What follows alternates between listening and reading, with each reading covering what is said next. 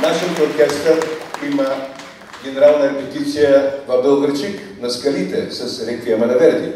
Няма билети, но ако искате, заповядайте. Така. Решихме, докато ние сме в Москва, една друга група от талантливи артисти да музикално да подготвя това представление, защото ние искахме мъничко да дадем полъх на нашата публика и да направим този връх на музикално-сценично изкуство Мама Мия. Така че тези артисти, които вие виждате, Деница Шопова, Людмила Тодорова,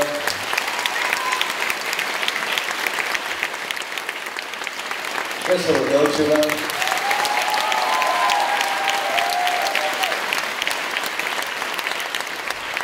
това са артисти от Държавния музикален театър Северно-Македонски и благодаря на Мариана, която е между нас директор на оперетата.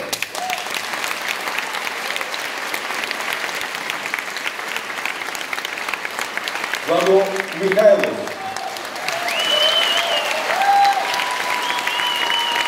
който познавате от Евровизия. До него е Боян Арсов, артист, драматичен артист. Това е нашата артистка от хора на Софийската опера Йоана. Радослав, драматичен артист.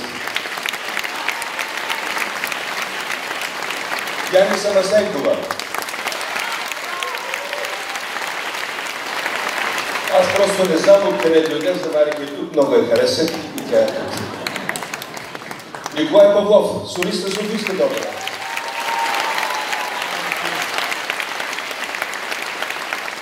Свети, нашата камезита в една от оперите.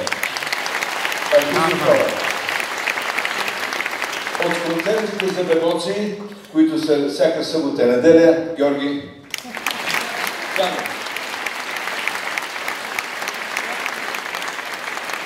Нашият пианист и диригент Сапозар.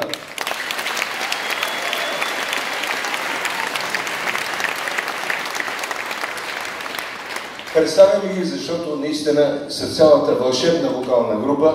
Те сътвориха под ръководство на хореографа Риолина. Тя също работи извънредно много.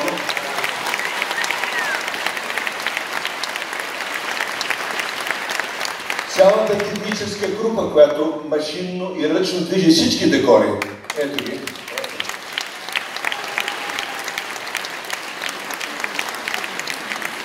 Срамуват сега си ми как зад кулисите работят